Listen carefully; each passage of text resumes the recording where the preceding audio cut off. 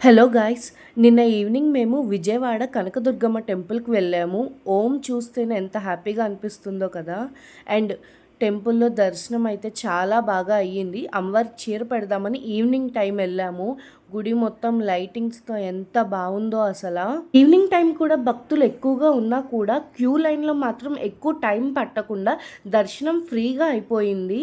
ఇంకా శివాలయానికి కూడా వెళ్ళి దర్శనం చేసుకొని అన్న సమారాధన దగ్గర టిఫిన్ పెట్టారు. సాంబార్ రైస్ అయిపోయిందని ఉప్మా పెడితే ఆ ప్రసాదం కూడా తీసుకున్నాము.